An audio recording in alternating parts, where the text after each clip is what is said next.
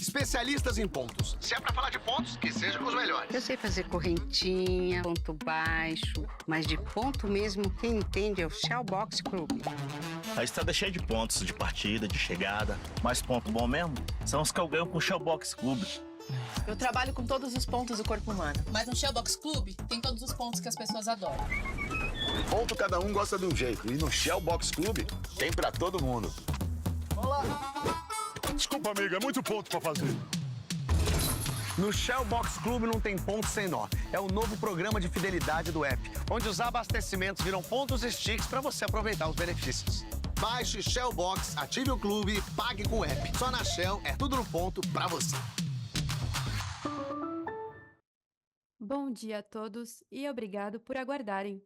Sejam muito bem-vindos à apresentação dos resultados do primeiro trimestre do ano Safra 2024-2025 da Raizen SA. Esta videoconferência está sendo gravada e o replay poderá ser acessado no site de RI da companhia, ri.raizen.com.br e no canal do YouTube da Raizen.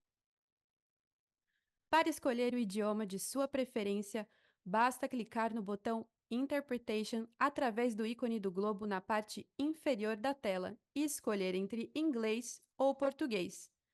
Após, você poderá escolher mutar o áudio original. To choose your preferred language, simply click on the Interpretation button through the globe icon at the lower part of the screen and select either English or Portuguese. After that, you can choose to mute the original audio. Destaco que o vídeo da apresentação será em inglês com legendas em português. Informamos que todos os participantes estarão apenas assistindo a videoconferência durante a apresentação e, em seguida, iniciaremos a sessão de perguntas e respostas quando mais instruções serão fornecidas. Antes de prosseguir, aproveito para reforçar que as declarações prospectivas têm como base as crenças e suposições da administração da Raizen, diante das informações atualmente disponíveis para a companhia. Essas declarações podem envolver riscos e incertezas, tendo em vista que dizem respeito a eventos futuros e, portanto, que dependem de circunstâncias que podem ou não ocorrer. Investidores, analistas e jornalistas devem levar em conta que o evento relacionado ao ambiente macroeconômico, ao segmento e a outros fatores que podem fazer com que os resultados sejam materialmente diferentes daqueles expressos nas respectivas declarações prospectivas. Estão presentes hoje os executivos da companhia, Ricardo Mussa, CEO, Carlos Moura, CFO e Felipe Casali, diretor de RI. Gostaria agora de passar a palavra ao senhor Felipe, que dará início à apresentação. Por favor, pode prosseguir.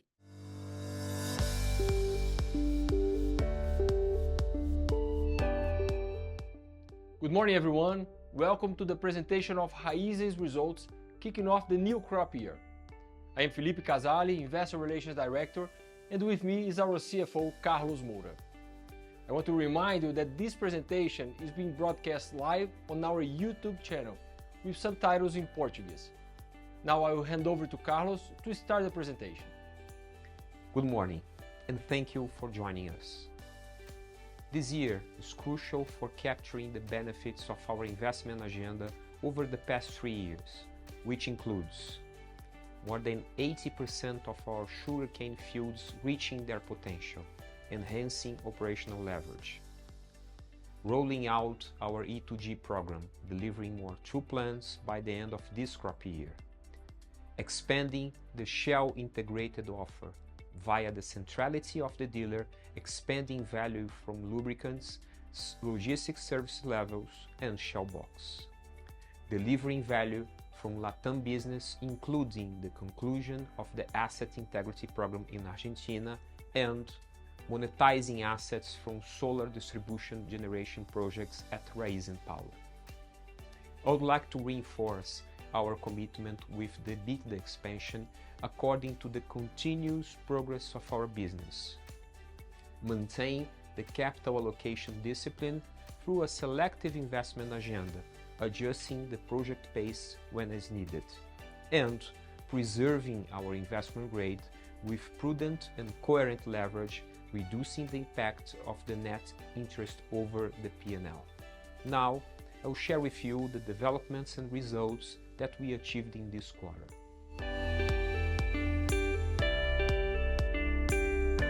The first pillar is mobility. We have seen a robust recovery in combined results from Brazil, Argentina and Paraguay compared to the same period of last year, given the consistency of our supply and pricing strategy, focusing on our contracted customer base. We increased our profitability, satisfaction and competitiveness across all regions, with significant progress from Shell integrated offer, which includes 1. Expanding Shell Box customer base and loyalty via Shell Box Club. 2nd, increasing Shell V-Power commercialization and profitability. And 3rd, the performance of our lubricants business in the region. Since acquiring the operation in Brazil, we have tripled EBITDA, delivering our investment thesis.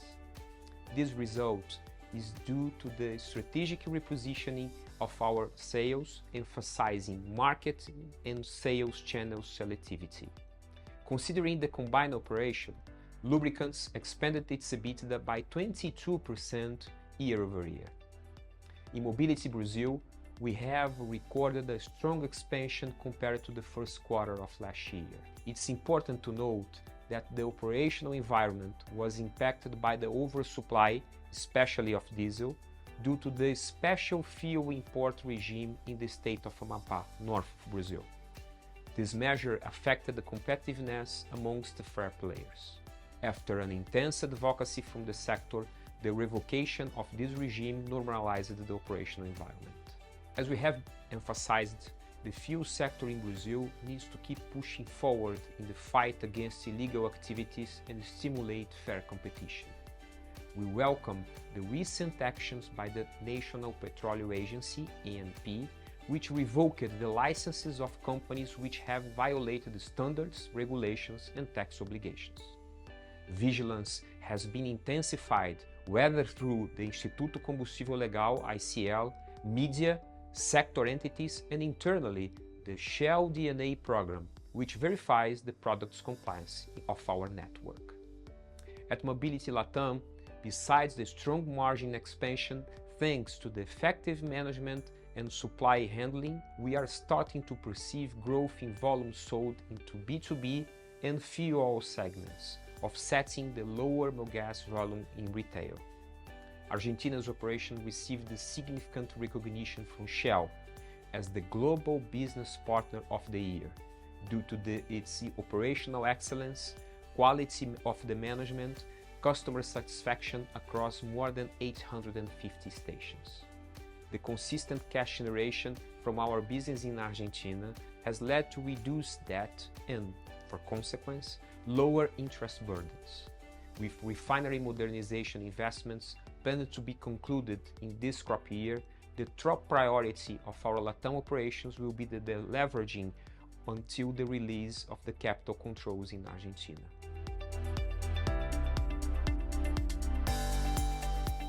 Moving on to the second pillar with sugarcane, starting with the agricultural productivity. The early start of the cane harvest and dry weather allowed for a record crushing for a first quarter. This enabled us to advance in the production of sugar and ethanol and also energy cogeneration. It's crucial to highlight our focus on agro-industrial efficiency, capturing the benefits of increased crushing and absorbing the effects of inflation on costs. Our Raízen Excellence system, the SER+, has notably driven the improvement of industrial performance, safety and energy efficiency. We have already achieved over 1 million hours of training for more than 35,000 employees.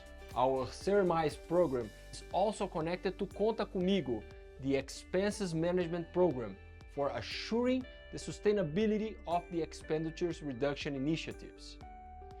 In the sugar segment, our sales strategy will focus on a higher volume of own product sales over the next quarters, ensuring the segment's EBITDA growth, and inventories positioning and fixed prices for this crop year will contribute to superior returns. For future sugar pricing, we have observed opportunities to sustain the current level of return, considering prices in reais and supply and demand fundamentals. In renewables, the strategy of ending the last crop year with a higher ethanol inventory proved to be accretive. The growing demand in the local market, coupled with the trend of a smaller crop in Brazil, is driving the recovery of ethanol prices, which should positively contribute to results throughout this year. Additionally, Raízen's price will be leveraged by our premium of the product mix, benefiting from our integrated value chain positioning. At Raízen Power, we maintained our position among the largest traders in the country and advanced in the connection of new clients, with nowadays over 100,000 clients connected and progressing in new partnerships. Finally, our second generation ethanol. The startup of our second E2G plant at the Bonfim Bioenergy Park more than doubled the volumes produced this quarter. We will inaugurate 2 more plants, Barra and Univalen, by the end of this crop year, with 4 operational plants and producing over 80 million liters of E2G. It's worth noting that each plant should reach its productive potential after 2 years of operation, gradually increasing the contribution margin.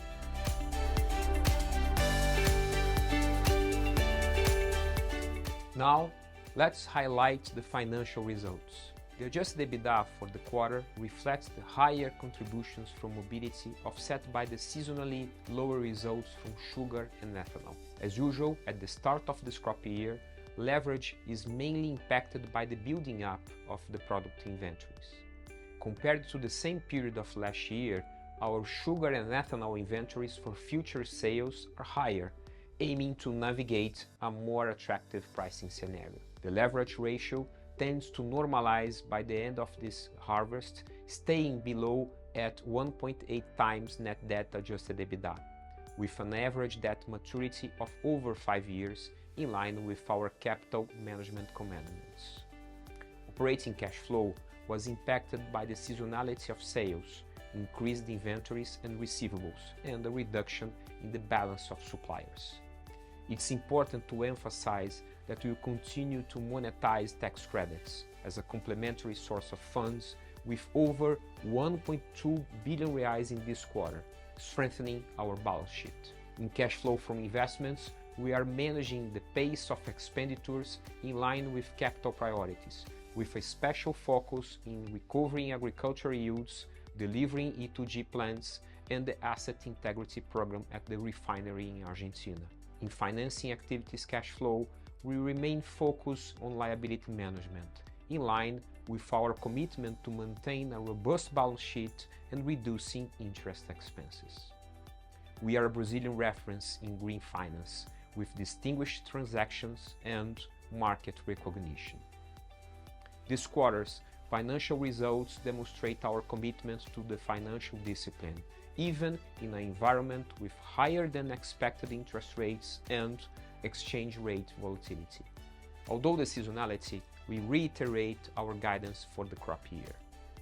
We foresee an expansion in results from the commercialization of sugar and ethanol inventories, the expansion of mobility margins aiming 150 reais per cube in Brazil, as well the savings captured through the Conta Comigo program. Regarding CapEx, I emphasize that we are entering in a new cycle with the delivery of results from investments that we have made in these years, as I mentioned before.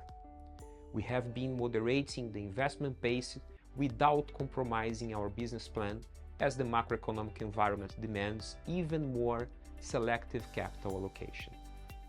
To better illustrate this momentum, we have invested in 3 new E2G plants, 1 already operational and 2 in the final stages of construction, 1 biogas plant, several solar distribution generation projects at Raízen Power, and initiatives to enhance the operational and energy efficiency in Argentina. All of these investments will be completed by the end of this crop year and will expand our results. The ongoing recycling of our asset portfolio will also contribute for further risk reduction in our balance sheet. Before concluding, I would like to remind you that we recently released our integrated report for the 2023-24 crop year, reinforcing our commitment with ESG and the positive impact of our business. Now, we'll move on to the Q&A session, which will feature our CEO, Ricardo Mussa.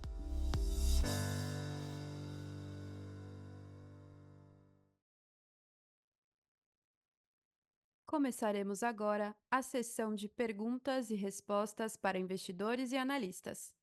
Neste trimestre, a sessão de perguntas e respostas será realizada em português, com tradução simultânea para o inglês.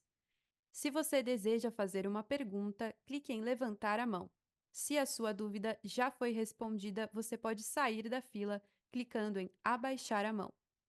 Também há a possibilidade de fazer sua pergunta através do ícone Q&A na parte inferior da tela. Basta clicar e escrever sua pergunta. Nossa primeira pergunta vem de Bruno Montanari, do Morgan Stanley. Por favor, Bruno. Bom dia, pessoal. Obrigado por pegar minhas perguntas. Primeiro, eu já venho tocando nesse tema há alguns trimestres. Queria pegar a cabeça de vocês sobre a expectativa do ritmo de desestocagem, né? Ficou muito claro que a estratégia da companhia tem sido administrar os estoques tanto de etanol quanto de açúcar, mas os comentários se mostram aí mais positivos para os trimestres seguintes. Então, queria ter uma ideia de qual que é o ritmo, né, dessa desestocagem ao longo dos próximos 2, 3 trimestres. Na parte de mobilidade, ia também pegar um pouco de cor sobre o que vocês estão vendo em margem agora para o mês de agosto e qual que é a expectativa também para o segundo semestre, se tem espaço para melhorar bastante aí em cima do que vocês entregaram agora no trimestre reportado. E uma terceira, se eu puder, bem interessante vocês começarem a dividir um pouco mais de informação financeira sobre E2G, né, vendo lá a margem de contribuição. Queria entender onde que esses 14%, se não me falha a memória, se compara com a curva que vocês esperam dessa margem de contribuição, e no limite, né, se a gente pegar só uma planta nova, rodando a 100% em linha como esperado, qual seria o potencial de expansão desses 14%? Muito obrigado. Obrigado, Bruno. Mussa aqui falando.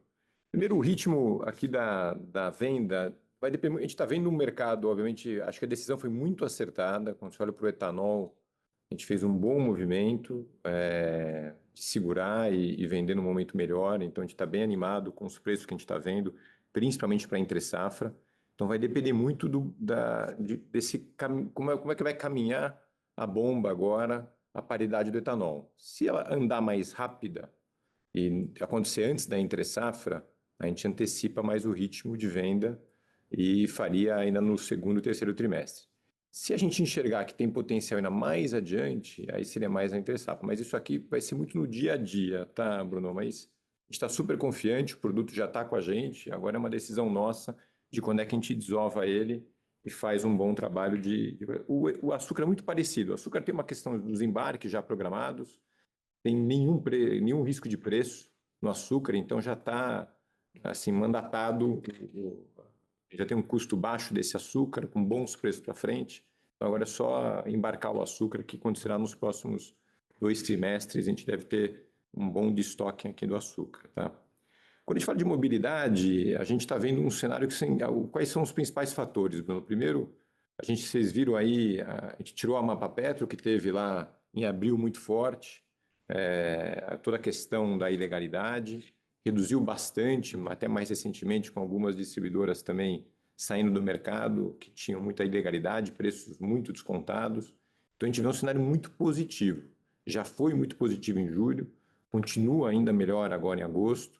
E o segundo ponto, que a gente está numa situação de volume total de importação de diesel, que é um dos menores dos últimos, se não me engano, quase 2 anos, que a gente tem agora o volume disponível de diesel no mercado. Então, isso está mostrando parecido com o ano passado, quando a gente teve uma situação também de menor oferta de produto. A gente está vendo o produto no porto hoje, que era um produto era vendido a PPI, ele já está sendo vendido a PPI+.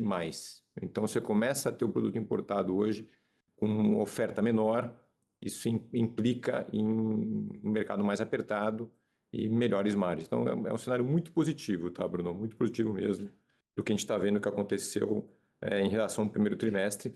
Eu acho que esse é uma coisa para todo mundo se acostumar, que a margem não vai ser mais aquela margem super constante. A gente vai ter trimestres de margens mais apertados, por isso a gente colocou o nosso resultado, o que a gente chama de last 12 months, né, para a gente poder realmente olhar como é que é o trend. E o trend é muito bom, então tem trimestres que vão ser um pouco menores, vai ser muito melhores, mas tem que olhar mais a média e você vê que ela progressivamente está aumentando para patamares mais saudáveis. Eu vou deixar o Carlos aqui responder a última pergunta do E2G, para falar um pouco qual é a expectativa quando as plantas operarem com E2G na plena capacidade. Bom dia, Bruno. Espero que esteja tudo bem contigo. Obrigado, Mussa. Só um ponto adicional sobre a questão da nossa comercialização de estoque de etanol. Na apresentação que está disponível aqui no nosso site, você vai ver a curva de preço de Exalc e a curva de preço médio que a companhia tem operado, né? Com um prêmio implícito nos últimos 12 meses de 27%. Então, se você aplicar o preço atual, que está em torno de 2.700 por metro cúbico da Exalc, sobre esse prêmio você vai ver o efeito no nosso mix e o valor que isso gera na nossa posição de estoque, tá? Confirmando aqui em dados os pontos que o Mussa mencionou. O segundo lembrete que eu queria fazer à comunidade também é que a companhia, entre o segundo e o terceiro trimestre, mas provavelmente no começo do terceiro trimestre, vai lançar o Shell V-Power Ethanol Sena, que vai colocar mais valor agregado na nossa comercialização do etanol, ressignificando o produto e expandindo as nossas margens. Indo para o E2G, a gente coloca aqui, Bruno, o conceito tradicional de margem de contribuição, ou seja, o preço base aplicado ao mix de contratos que nós temos. Nós temos hoje um backlog de 4 bilhões de euros em contratos de longo prazo, com os custos e despesas exclusivamente variáveis, a saber, enzimas, insumos químicos, custos de produção 100% variáveis e as despesas relacionadas à logística também variáveis, né? Então, a gente vê essa margem de contribuição, que é um sinal inicial da geração, lembrando que a gente fez uma produção na Bonfim correspondente a 40% da sua capacidade nominal produtiva. Então, você tem uma alavancagem operacional muito grande para acontecer. O que, se você for colocar esse potencial da margem de contribuição a uma ordem de 75%, você chegaria, com o efeito dos custos fixos, a uma margem EBITDA de 50% e uma geração de caixa de 35% sobre a receita, né? Então, a gente vai começar a mostrar agora esse track record, né? Afetado pela variação cambial também sobre o preço e pelo mix de contratos que nós temos, para dar visibilidade à comunidade financeira do andamento do nosso programa, mas a gente já vê, num primeiro momento, ainda com volumes incipientes de 16 milhões de litros, uma margem de contribuição de 14%, que nos parece bastante significativa e está confirmando a modelagem econômica que a gente desenvolveu, tá? A gente bateu também, Bruno, um dado super interessante. Mais de 15 anos atrás tinha um número teórico que era o quanto a gente conseguia extrair por tonelada de bagaço litros de etanol. E a gente bateu esse ano de forma consistente essa produtividade acima do teórico desenhado há 15 anos atrás. Então, mesmo a produtividade, que é o quanto a gente consegue extrair por tonelada de bagaço, está na nossa máxima histórica e continua crescendo e bem melhor do que o plano que a gente tinha desenhado lá atrás, né? Então, assim, está super animado aqui com a evolução do E2G. Maravilha. Obrigado, Mussa, Carlos. Nossa próxima pergunta vem de Luiz Carvalho, do UBS. Por favor, Luiz. Olá, pessoal. Bom dia. Obrigado por pegar as perguntas aí. Eu tenho duas perguntas aqui, talvez uma de uma maneira mais geral, Mussa, em relação à alocação de capital. Se eu pudesse dividir aqui em duas, uma, o que vocês pretendem fazer com o caixa que eventualmente vocês vão gerar nessa safra, né? Dado que o guidance está mantido, então como é que vocês pensam na destinação disso? E ainda nessa discussão de alocação de capital, como é que tem caminhado as discussões de desse ajuste de portfólio, vamos dizer assim, né? O que participa desse potencial de revisão de cogeração, GD, que vocês já anunciaram, alguma coisa eventualmente caminhando, por exemplo, para vender eventualmente uma participação na Argentina, se tem infra, logística para entrar nessa dinâmica. Então, na primeira pergunta, é entender um pouco da estratégia de alocação de capital, tanto da utilização do caixa, quanto eventualmente desse portfólio management, né? E a segunda, se eu puder fazer em mobilidade, queria pegar um pouco da visão de vocês sobre esses últimos eventos, vamos dizer assim, no setor, né? A Copap, né, teve a licença cassada, a Aster, um pouco da dinâmica do diesel russo, que veio um pouco no início do TRI, depois deu uma secada, monofasia. Como é que vocês estão vendo o ambiente da indústria na distribuição de combustíveis aqui no Brasil? Obrigado.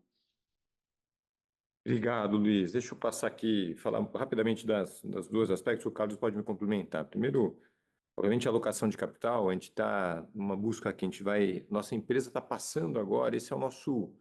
Assim, eu acho que a gente já passou a arrebentação do tamanho do CAPEX e agora a gente é uma empresa que vai estar muito focada na geração de caixa, né? Então, se você olhar, a gente começa a desalavancar a companhia. Então, obviamente que a gente sempre, nos nossos mandamentos aqui, vai desalavancar. A gente tem uma discussão sempre com o conselho na questão de dividendos. Então, a gente tem a alavancagem estando onde ela deveria estar, tem uma discussão de dividendos sempre acontecendo. Essa é uma discussão mais do conselho até do que nossa.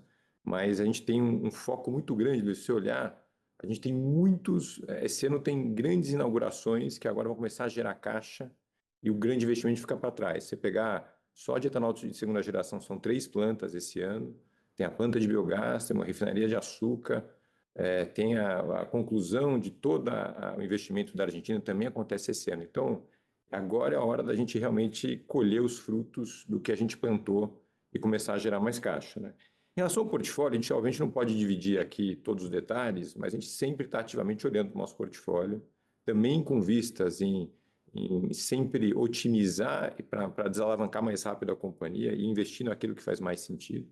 Vocês viram aí os anúncios de GD, claramente a gente já está fazendo uma boa reciclagem no portfólio, tem mais coisa a vir por aí. A gente não pode dividir, obviamente, aqui, Luiz, mais detalhes. Você tem que sempre olhar para a gente como um grande alocador de capital e muita disciplina de capital nesse momento de juros elevados para poder desalavancar mais rápido a companhia e gerar mais caixa. Então, essa é a toada. Esse ano é um ano importante para a gente fazer isso, tá? Em relação à mobilidade, acho que é um cenário positivo, Luiz. Eu acho que a sociedade mesmo começou a atuar, isso é muito bom, e a gente vê uma atuação não só do combustível legal, mas a gente vê na mídia, os estados, a federação, muita gente combatendo o crime organizado. A gente sabe que combustível é um setor sempre muito delicado, porque é uma forma de ter muita lavagem de dinheiro. Então, a gente vê uma mobilização muito grande, como faz tempo que eu não via, Luiz. Então, é um cenário positivo. A monofasia hoje tem uma discussão de antecipação até da monofasia do hidratado, que é a única que está faltando para a gente realmente completar a questão tributária. Então, eu estou mais otimista, Luiz, mas lembrando que é um trabalho de formiguinha, ele leva tempo, mas eu acho que dos últimos, se eu não me engano, acho que 4 anos, a gente está nos melhores momentos e a gente não pode, por isso, esmorecer e tem que continuar, porque isso é bom para a sociedade, é bom para as empresas, de forma geral, que são sérias no mercado. Então, é um momento muito positivo, talvez. A gente está animado, mas sabendo que não é um trabalho fácil, é um trabalho que não vai terminar de um mês só e vai continuar uma batalha muito dura, que a gente continua aqui mantendo a pressão, mas é um cenário melhor do que eu vivia nos últimos anos, posso falar. Legal, super claro. Obrigado. Valeu, Mussa. Nossa próxima pergunta vem de Isabela Simonato, do Bank of America. Isabela, por favor. Obrigada, bom dia, Mussa, Carlos, Felipe. Queria voltar um pouco na discussão do balanço, né, e do fluxo de caixa. Carlos, você pontuou um net debt EBITDA final dessa safra torno ou menor de 1,8, né, que significa aí um aumento da alavancagem ano contra ano, talvez sobre EBITDAs relativamente parecidos. Então, queria que você pudesse abrir um pouco mais o que obviamente entendo que tem números que você não possa falar, mas assim, qual que é o racional por detrás dessa estimativa, né? E olhando para frente, como que a gente pode esperar talvez o pace dessa desalavancagem, tanto do net debt em reais mesmo, quanto do próprio ratio, tendo que vocês estão num ciclo de desaceleração de capex, mas se puder dar um pouco mais de cor, talvez até do próprio caminho do capex nos próximos anos, né, do tamanho dessa queda que a gente pode esperar. Lembro que vocês mostraram um gráfico no Raizen Day há uns anos atrás. Então, dá um pouco mais de cor da, da estimativa, né, desse 1,8 e de como isso deveria performar para frente. Obrigada. Bom dia, Isa. Obrigado pela pergunta e pela oportunidade também de esclarecer esse ponto. Se a gente partir do ponto médio de EBITDA contra o piso de CAPEX, que é onde a gente está convergindo, em função da nossa prudência, você está falando de alguma coisa de geração de caixa primária da ordem de 4,5, tá? A companhia, como você está vendo, ela está conseguindo navegar um working capital de uma forma muito disciplinada. A gente está alocando o excesso de caixa aos estoques, como o Mussa já bem pontuou, assim como a redução de alavancas, notadamente com fornecedores e risco sacado, né?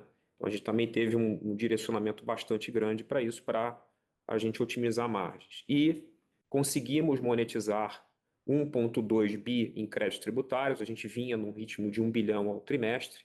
Acho que esse ritmo agora vai ser um pouco maior, porque a gente está conseguindo fazer isso. Se você reparar, a gente teve um belo andamento no ICMS em função da fazia, mas também na recuperação do PIS e COFINS, chegou só nesse tributo a cerca de 700 milhões de reais e expandindo.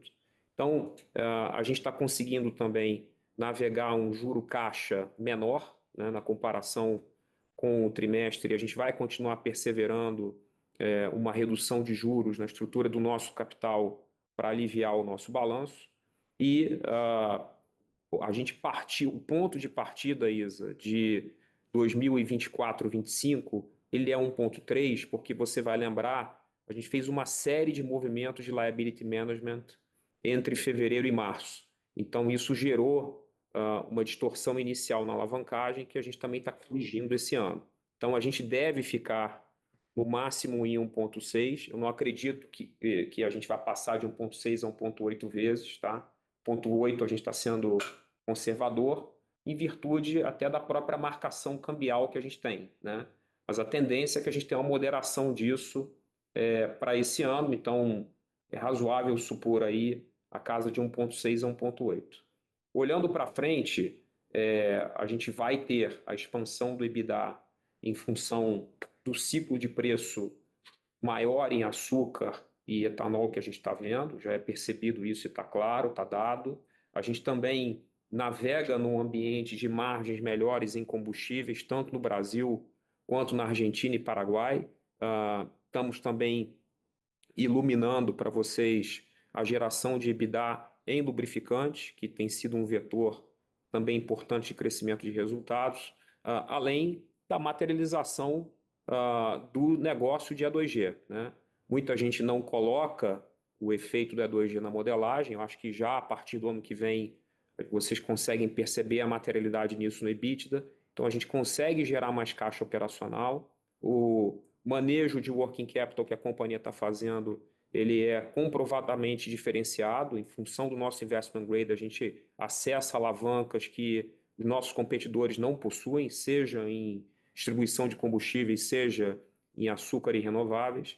E a gente deve navegar com CAPEX inferior a 10 bilhões para os próximos anos, ainda lembrando que a gente está reduzindo os investimentos na Argentina, porque vamos ter concluído os investimentos no revamp da nossa refinaria, e vamos focar em renováveis, nos investimentos em A2G, sempre ajustando o pace ao cenário macroeconômico. Mas não acreditamos haver necessidade de passarmos aí de 9,5 a 10 bilhões, preservando sempre os investimentos na nossa área agrícola, porque o que a gente está formando de reserva de valor nessa área ao longo desses últimos anos e o benefício que isso está gerando na nossa margem, ele é inquestionável. Então, a gente vai ser uma companhia que vai navegar aí na ordem de 5,5 a 6,5 de geração de caixa primário, com um juro menor, com uma dosagem de working capital também favorável, ainda com um estoque de créditos tributários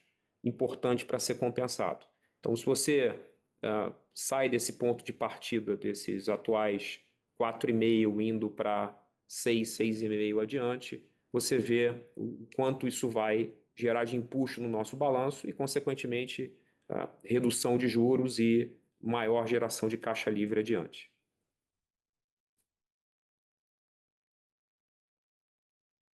Tá claro, super obrigada. Nossa próxima pergunta vem de Tiago Duarte, do BTG.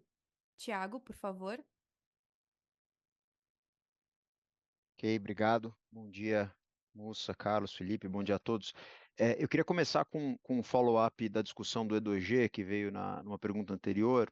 Um dado só que eu acho que cabe agora, já com a nova planta em processo de ramp-up, o quanto que vocês consideram razoável assumir de forma sustentável de utilização dessa capacidade nominal de 82 milhões de litros por ano, para daí eventualmente chegar no entorno de 50% de margem de contribuição que o Carlos comentou. Então, primeira pergunta sobre utilização de capacidade de forma realista nas plantas de E2G. A segunda pergunta sobre, também já aproveitando a passagem do primeiro TRI da safra e a boa produtividade que vocês mostraram até aqui, queria que vocês comentassem um pouquinho quanto que é factível assumir para a evolução desse custo caixa de produção, que ficou relativamente estável, né? O ganho de alavancagem operacional foi um pouco compensado por aumento de custo de insumo, e aí queria entender se vocês consideram essa uma dinâmica factível para o restante da safra, já tendo uma boa visibilidade dos custos e da qualidade do canavial da cana que está chegando nas usinas. E por último, uma para o Carlos, você falou brevemente agora, Carlos, sobre esse processo de monetização dos créditos tributários, 1,2 bi nesse TRI, aí queria entender quando você entende que a companhia pode começar a monetizar em termos líquidos, né? Porque a geração de crédito ainda está maior do que a monetização deles. E queria entender se faz sentido imaginar a monetização em termos líquidos em algum momento no futuro próximo, com base no planejamento de vocês. É isso, obrigado. Obrigado, Thiago. Vou falar rapidinho aqui do E2G, o Carlos completa, ele depois pega as próximas duas aqui. Só para o número que a gente tem aqui, você pega dos 84 milhões de litros que ela foi projetada, 77 é o número que a gente está usando, milhões de litros por ano, quando é o que a gente acredita que vai conseguir rodar ela normalmente, tá? De 82, né? 82. Desculpa, de 82. 82, vai para 77, tá? Bom dia, Thiago. Prazer falar contigo. Só eu queria fazer um repasse conceitual com você, porque ele é importante. Você mencionou na tua pergunta que a margem de contribuição seria de 50%, e ela não é. O que é na nossa modelagem é a margem EBITDA de 50%, com uma conversão de caixa de 70% desses 50%, que nos leva a uma conversão de caixa proporcional à receita de 35%. A margem de contribuição é uma parte deste EBITDA, ou seja, você tem o preço menos os custos e despesas exclusivamente variáveis, que devem levar a gente a um potencial da ordem de 75%. E aí, com folha de pagamento, com o efeito de demais custos fixos que nós temos, como, por exemplo, manutenção, a gente tem, então, uma margem EBITDA de 50%. Então, só recapitulando, se você pegar o preço base 100, um potencial de margem de contribuição de 75, você vai para 50 de EBITDA e 35 de conversão de caixa, tá bom? Quanto à produtividade, o nosso custo caixa ele tem sido impulsionado basicamente por 3 vetores, né? O primeiro, o Ser Mais, que é o nosso sistema de excelência operacional, tem assegurado para a gente uma série de benefícios da companhia e a gente orgulhosamente atingiu mais de 1 milhão de horas de treinamento, cobrindo cerca de 30 mil pessoas. Então, excelência operacional faz diferença sim no custo, porque você consegue ter estabilidade. O segundo, uma política de suprimentos muito assertiva, tocada pelo Francis e pelo time aqui, para a gente assegurar as melhores condições de compra de insumos e também de abastecimento de matérias-primas para o nosso processo produtivo. E o terceiro é você realmente ter um rendimento agrícola e industrial que nós chegamos num nível aqui muito interessante graças aos investimentos de reforma de canavial. É razoável supor, adiante, mantidas as demais condições estáveis, ou seja, você não tem um choque em diesel ou não tem um choque cambial muito relevante que afete a inflação, que a gente vai conseguir navegar aí na ordem de 2% de redução no nosso CPA e que isso deriva no CPV adiante dentro dos nossos custos de produção. O terceiro ponto sobre monetização de créditos tributários, a gente tem explorado, e eu acho que a gente fez bem isso ao longo desses últimos anos, a oportunidade de geração de créditos tributários no nosso balanço. E sempre que houver isso, eu acho que a Lei Complementar 192 e 194, ela é um grande exemplo disso. Nós fomos criticados no momento que nós constituímos esse crédito e acabou que nós fomos seguidos pela concorrência, notadamente agora, notícias recentes de concorrentes também constituindo esses créditos. E a companhia mostra a sua capacidade de realização. A tendência já a partir do próximo ano safra, Tiago, é que a gente comece a ver uma redução disso. Essa redução já aconteceu na Argentina, se você comparar os nossos saldos, essa redução tem acontecido no ICMS também, mas o PIS/COFINS, dadas as oportunidades que a gente tem aproveitado e tem reconhecido, e agora, mais recentemente, o crédito da tese do século em relação à Bluey, de 1,8 bi, que vai se tornar muito provavelmente um precatório, a gente vai ter uma redução do saldo líquido adiante já a partir do próximo exercício. Excelentes respostas. Obrigado, pessoal. Nossa próxima pergunta vem de Gabriel Barra, do Citi. Por favor, Gabriel. Olá, pessoal. Bom dia. Obrigado por pegar minhas perguntas aqui. Eu tenho duas. Acho que a primeira, pegando primeiro aqui o ponto de distribuição de combustível, acho que talvez uma discussão que a gente tem muito no setor, a gente viu uma melhora da margem realmente significativa desde o semestre do ano passado, porém, ao mesmo tempo, a gente viu um market share menor, né, para os 3 maiores players, até um pouco da mudança de estratégia do setor, pelo que a gente tem visto aqui, num foco maior no fair share ali, que tenha um retorno, vamos dizer assim, sustentável, né, de médio e longo prazo.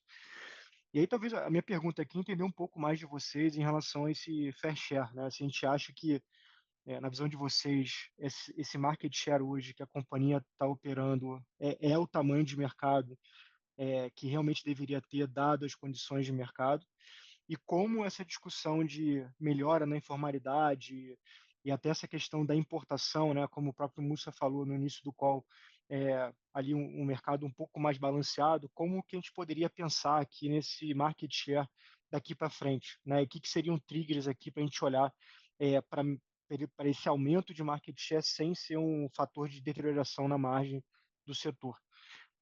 Segundo ponto, acho que pegando aqui um pouco da história do etanol, a gente viu desde 2017, 2018, uma história muito forte do etanol de milho, né? E a gente tem visto, talvez, não vou dizer uma briga aqui, mas talvez esse rebalanceamento do mercado de etanol no Brasil.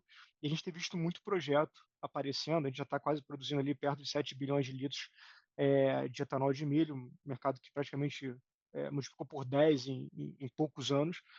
E tem muito projeto ainda para vir, né? O que eu queria ouvir de vocês é como que vocês estão vendo essa competição do etanol de milho, como que vocês conseguem, de certa forma, que se proteger ou até se aproveitar do tamanho de vocês no mercado, né? Dado que vocês conseguem acessar melhor do que outros players no mercado internacional.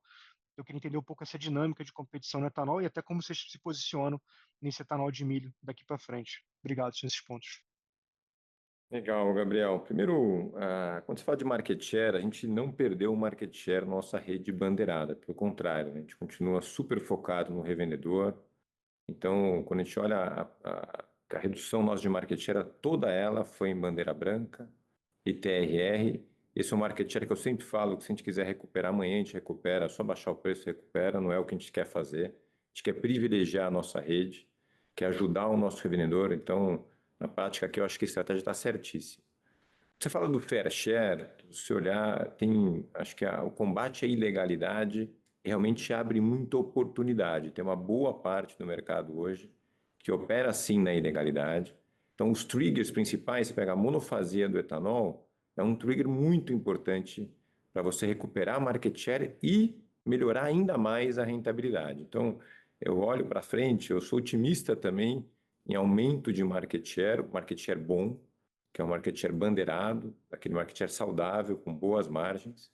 Isso está muito conectado com a redução da ilegalidade que a gente está vendo acontecer agora e com a mudança, com a reforma tributária, trazendo essa mudança, principalmente no etanol, que é o principal produto hoje com o problema da ilegalidade. Então aqui, Gabriel, tem espaço sim para melhorar a margem, para melhorar o market share, mas um market share bom, não aquele market share ruim, que é market share que você consegue só com preço. Essa não é a nossa estratégia, né?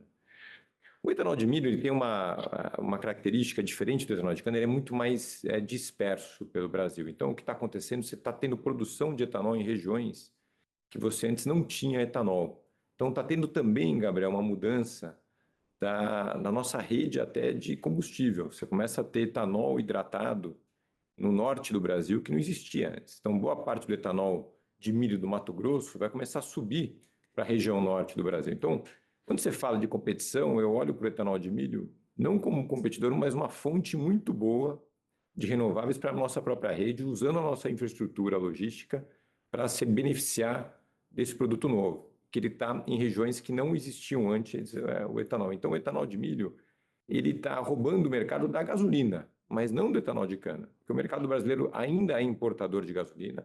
Ele está chegando em regiões onde o etanol de cana não chegava, né? Hoje nós somos os maiores compradores de etanol de milho do Brasil, né? Então a gente tem uma posição logística e distribuição invejável para aproveitar essa nova fonte de produto, né? E o que a gente está vendo é que no nosso caso a gente exporta boa parte do nosso etanol de cana, que é um etanol que vai para industrial, por isso seria esse prêmio 27, quase 30% em relação ao Exal, que é a nossa capacidade de levar o nosso produto próprio com mais valor para mercados que pagam mais e usar o etanol de milho aqui dentro para a nossa redistribuição para fazer um produto ainda mais competitivo. Então, assim, é muito bem-vinda, né, o volume de produção de etanol de milho. Ele está ocupando o espaço no Brasil da gasolina, que é importada, e está ocupando principalmente regiões onde não tinha consumo antes. Então, o que você vai começar a observar é mais venda de etanol em regiões como no norte do Brasil, no nordeste do Brasil, porque ele está trazendo competitividade que antes não existia. Então, o que deve acontecer é uma redução da importação de gasolina nesse setor. Então, não é muita competição, é muito pelo contrário, a gente é parceiro aqui do etanol de milho e é o grande comprador de etanol de milho do Brasil. Super claro, Múcio. Obrigado. Nossa próxima pergunta vem de Guilherme Palhares, do Santander. Por favor, Guilherme. Bom dia, moça Carlos Casali. Perguntas bem rápidas aqui, pontuais.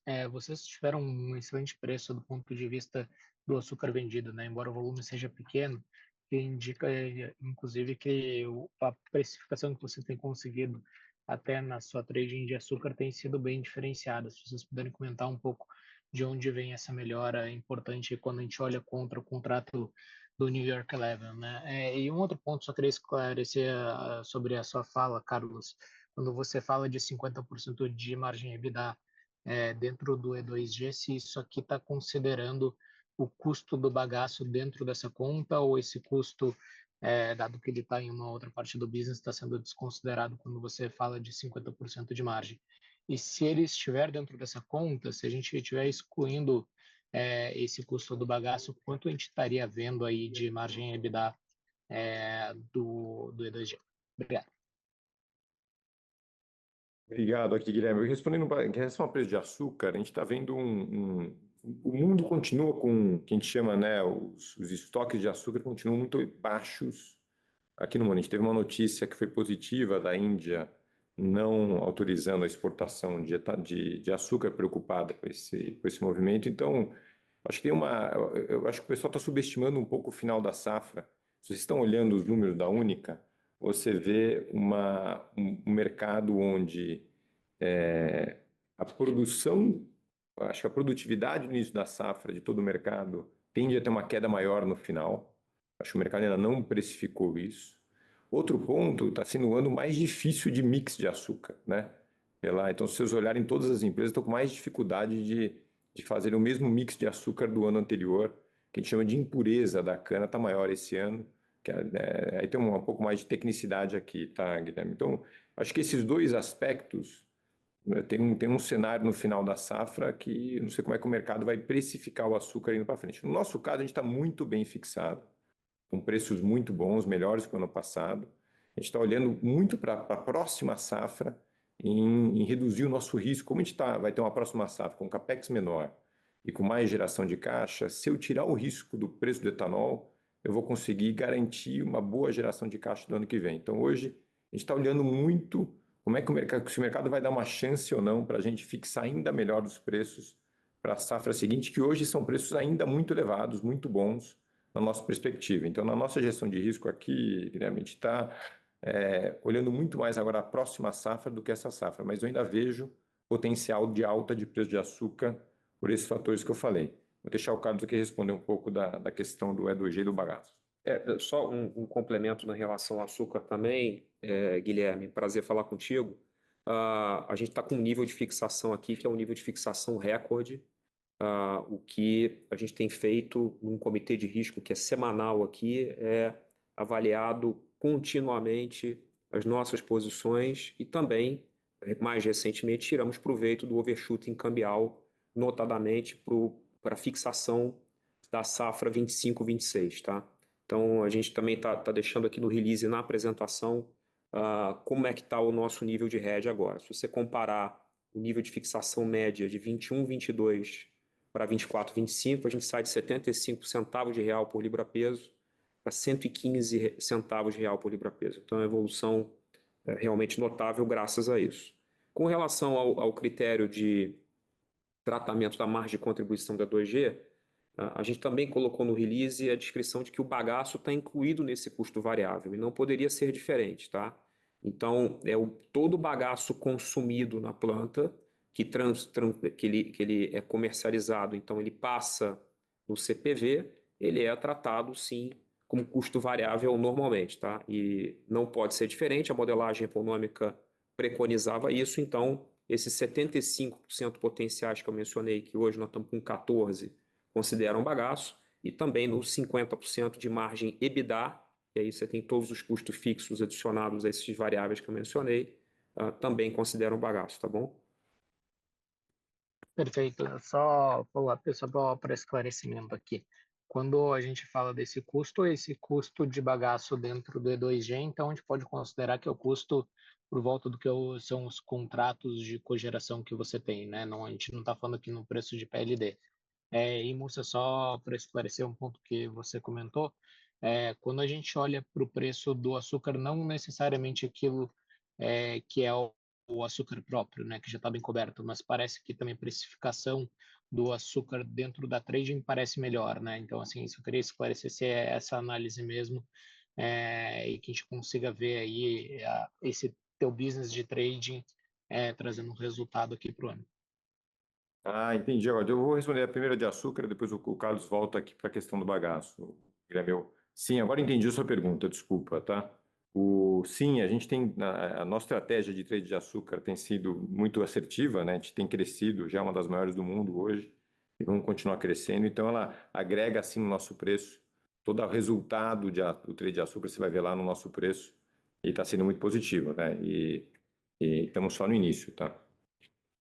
Com relação ao custo de bagaço, o custo de bagaço atribuível, né? Então, você tem uma parte que você atribui à cogeração, que faz parte da nossa produção da cogen, e a parte que é consumida pela planta G2G, que também é atribuída a ela, tá? É o custo de oportunidade, tá certinho, Guilherme. Perfeito. Obrigado. Nossa próxima pergunta vem de Gustavo Sádica, do Bradesco. Por favor, Gustavo. Olá, obrigado por pegar minhas perguntas. Bom dia, Ricardo, Carlos e Felipe. A primeira pergunta sobre mobilidade vocês poderiam dar um pouco mais de cor de quanto que é dessa diferença, né, de R$ 23 da margem reportada e a margem normalizada, né, de qual seria mais ou menos a magnitude de quanto que esses R$ 23 é CBIO, quanto que é risco sacado e quanto que é variação de estoque? E a minha segunda pergunta follow-up, né, na questão de monetização de créditos tributários, né, se seria justo considerar, então, pelo que vocês responderam, né, que seria mais ou menos 4 bilhões aqui de monetização esse ano e mais 4 bilhões mais ou menos nos próximos 3 anos, né, de uma maneira simplificada, se esse raciocínio está certo. Obrigado. Bom dia, Gustavo, tudo bem? Sobre a mobilidade, esse diferencial basicamente é o risco sacado, tá? Para você comparar ali. O efeito inventário e CBIO foi bastante discreto nesse trimestre. Com relação à monetização de créditos tributários, meu chefe me cobra bastante isso aqui. Então, se você me botar como meta, eu até aceito, mas eu acho que a gente vai fazer pelo menos isso, tá? Então, 4 bilhões ao ano é uma boa lógica para se usar na modelagem econômica, mas o Mussa está me apertando bastante aqui e pedindo para que eu entregue mais do que isso junto com o time.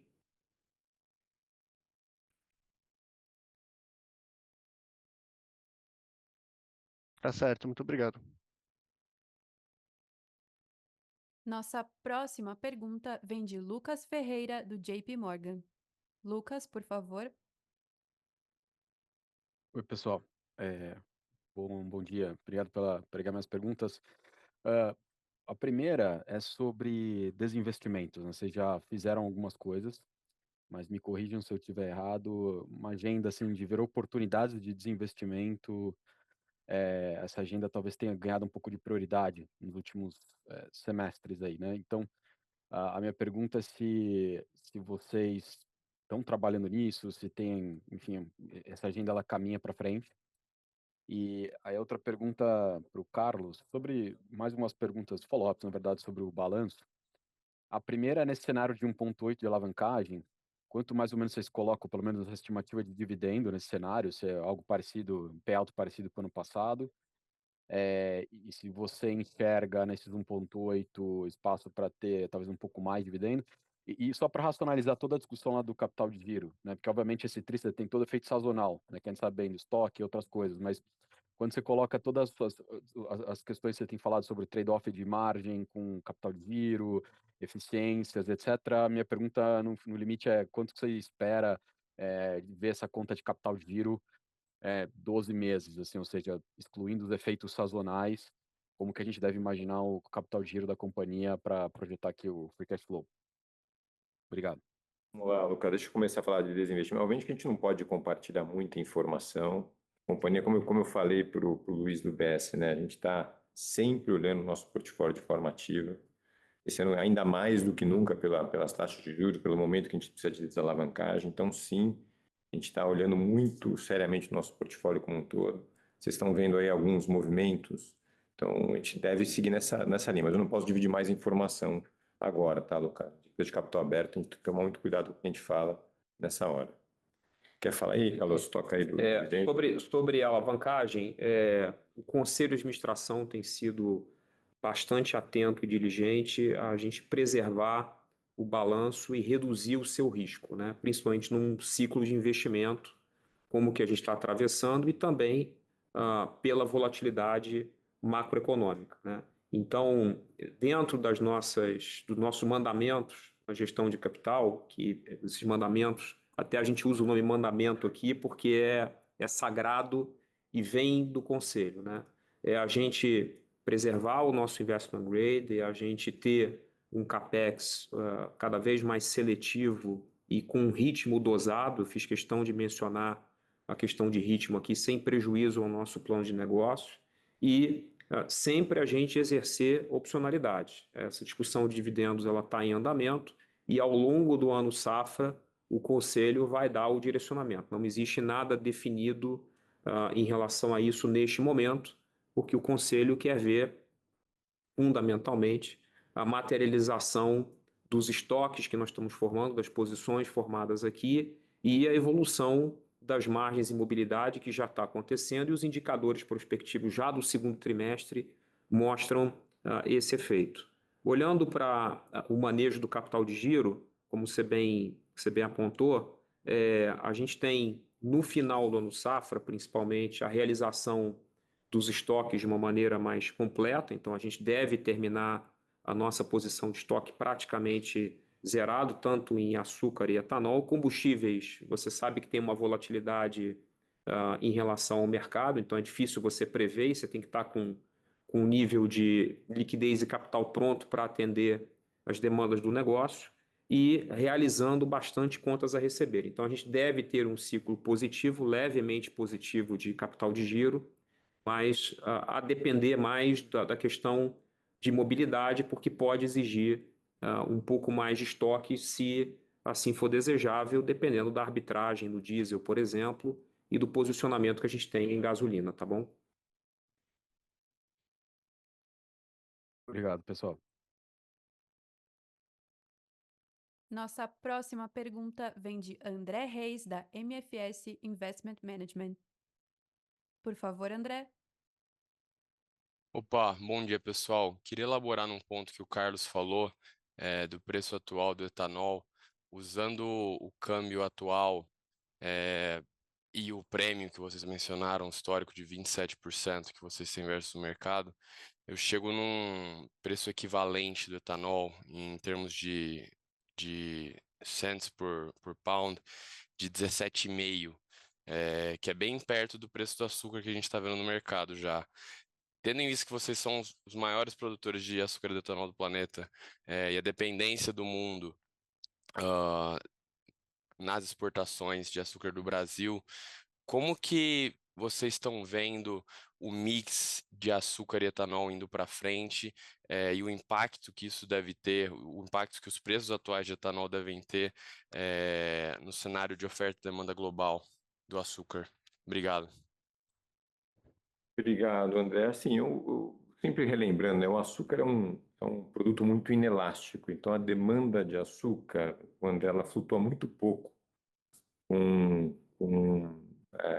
o preço. Então, o que determina o preço do açúcar é sempre a oferta. Então, a gente olha hoje, como a demanda de açúcar é muito inelástica, ela vem crescendo todos os anos entre 0,5% e 0,9% ao ano, que é quase, você chega a quase 2 milhões de toneladas, 1,5 milhão de toneladas a mais de açúcar todo ano, de necessidade de aumento de produção.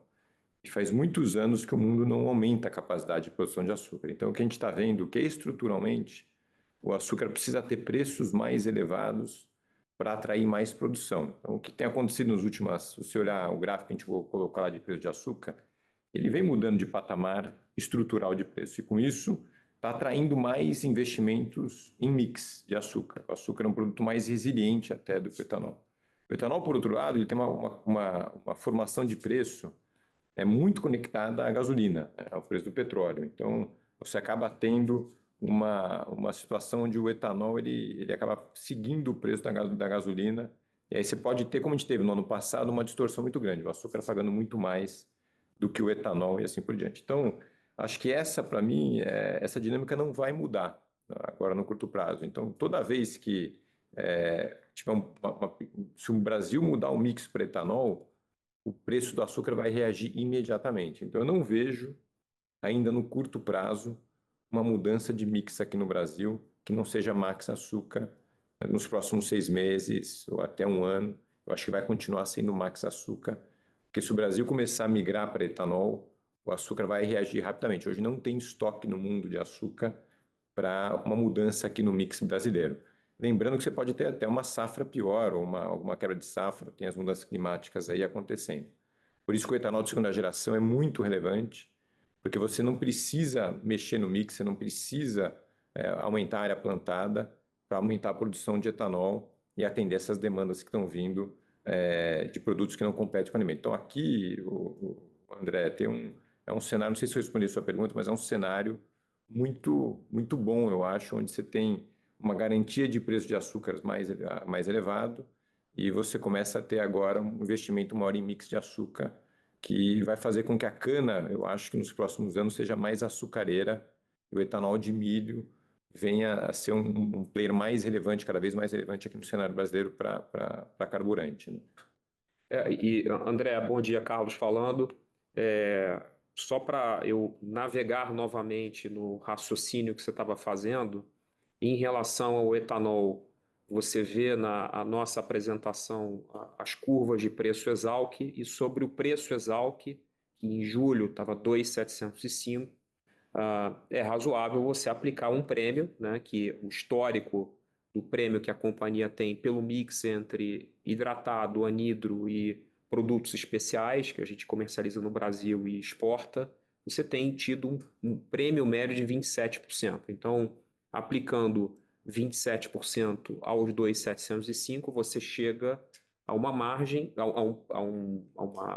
um preço, perdão, que quando você aplica o nosso volume de estoque, você consegue fazer uma comparação de margem. No que tange ao açúcar, que você fez a conta ao contrário, a minha recomendação é que você faça a conta em reais, por dois motivos. Primeiro, porque a decisão que você toma ela é uma decisão prospectiva. Então, você está olhando o preço em cada uma das telas futuras e a taxa de câmbio naquele momento na curva de câmbio futuro, né? Quando você faz esse cálculo reverso à taxa de câmbio agora, você não necessariamente descobre qual é o preço em dólares fixado. E a segunda razão é que quase que a totalidade dos nossos custos fixos e variáveis no açúcar estão denominados em reais. Então, a margem em reais vai ajudar você a fazer isso. Então, o preço fixado aplicado ao estoque que a gente tem, que está valorado a custo, vai te dar também uma noção de margem implícita aqui no nosso balanço, que vai ser realizado ao longo dos próximos trimestres, tá? Eu vou ler uma pergunta aqui agora, que veio pelo chat, do Ricardo Bernardina. Bom dia, eu gostaria que vocês passassem a visão sobre a evolução do SAF no Brasil e no mundo e a percepção do impacto desse novo produto para o mercado de etanol. Obrigado aí, Ricardo, pela pergunta. Falar de SAF que a gente aprendeu com esse mercado, que ele é um setor claramente muito difícil de você reduzir emissões com eletrificação. Então, você não vai ter um cenário no curto prazo de eletrificação das aeronaves, você não tem um cenário mesmo que você tenha alguma aeronave que tempo que demora para trocar o parque de aeronaves no mundo é muito elevado. Então, esse é um setor que vai descarbonizar mais rápido pela rota do biocombustível. Então, claramente, você tem duas rotas, uma rota que a gente chama álcool to jet, outra rota que chama HEFA. A rota do álcool to jet que interessa para a gente. Você está vendo o que a gente tem visto no mundo inteiro é uma divisão dos mandatos. Então, os mandatos agora são claros. Acho que os governos entendem que as aerolinhas têm que seguir esse caminho. O consumidor vai ter uma conta mais alta no final, mas é pequena, mas tem condições de pagar por isso. Então, o que a gente vê é mandatos claros, com datas claras para serem implementados, e uma divisão hoje de parte do SAF vindo de uma tecnologia do HEFA, e a outra parte que interessa para a gente, o álcool to jet. Então, dito isso, quando você tem o álcool to jet, um mandato claro para o álcool to jet, você passa a ter um incentivo muito grande à produção de SAF no Brasil, por uma questão logística, né? O Brasil, a cada 1,7 litros de etanol, você faz 1 litro de SAF. Então, o melhor lugar do mundo para botar uma planta de SAF seria na origem, seria aqui no Brasil. Então, obviamente, que tem hoje uma discussão muitas empresas estão esperando para ver se os governos vão mudar os mandatos. Será que vão postergar os mandatos? Eu acredito que não. e começa a ter uma corrida. O nosso etanol de segunda geração tem muito a ver também com o mercado de SAF. Tem muita gente olhando para a produção de SAF, principalmente para a Europa, através do etanol de segunda geração. Então aqui, Ricardo, é um volume muito grande, ele muda a régua aqui, muda o ponteiro para a demanda de SAF no mundo, né? E o feedstock é o grande issue, é o grande problema hoje para a projeção futura de SAF. E é aí que o etanol entra. Então, a gente está vendo não só no SAF, mas no biobunker. Então, quando o pessoal me pergunta, eu não tenho muita dúvida da demanda futura do etanol. A discussão toda qual a rota que vai ser mais vencedora mais rápido, né? Parece que a do SAF pelos mandatos, e quando você tem mandato, o preço é secundário, ele virá mais rapidamente, né? A gente está apostando muito também no biobunker, mas, de novo, tem mais demanda do que a gente consegue atender hoje, Ricardo. A sessão de perguntas e respostas está encerrada. As perguntas escritas que não foram abordadas durante o call de resultados terão devolutiva por parte da equipe de relações com investidores. Gostaríamos de passar a palavra para o Sr. Ricardo Mussa para que faça as considerações finais. Então, acho que a primeira mensagem é a gente continua com um ano muito bom, os fundamentos aqui são sólidos. Se vocês olharem em relação ao primeiro tri do ano passado, a gente está com imobilidade com margens muito melhores. A gente tem uma tendência clara de melhora de margem e mobilidade. A Argentina vai performando muito melhor até do que a gente mesmo tinha estimado. O Paraguai também está indo muito bem. A nossa produtividade agrícola, que sempre foi o nosso calcanhar de Aquiles, esse ano está muito bem em relação ao mercado. Obviamente que não anda com um clima um pouco pior, com preço de açúcar bem fixados e com etanol projetando aí um pouco acima até do que a gente tinha colocado. Então, a gente está com a confiança muito alta que vai entregar o guidance, né? A gente está realmente num ano muito bom operacional. A energia do time aqui está super alta para fazer isso acontecer. Então, a gente tem aqui muita confiança que a gente vai conseguir entregar um dos melhores, se não o melhor ano da Raízen até agora. O etanol de segunda geração, de novo, é um ano importante para a gente. 3 plantas iniciando, começam a aparecer no nosso bottom line, começa a virar uma realidade, isso é que pouca gente precifica. E agora a gente vai ter muita boa notícia para compartilhar daqui para frente, dando mais visibilidade. Vocês vão entender cada vez mais da dinâmica. A gente tem muita discussão aqui, mas acho que o resumo estamos muito confiantes, a gente vai entregar o guidance do ano e vamos com tudo agora para os próximos trimestres. Obrigado, pessoal. Encerrada a apresentação dos resultados do primeiro trimestre do ano safra 2024-2025 da Raízen S.A. A equipe de relações com investidores está à disposição para esclarecer dúvidas adicionais. Muito obrigada aos participantes e boa tarde.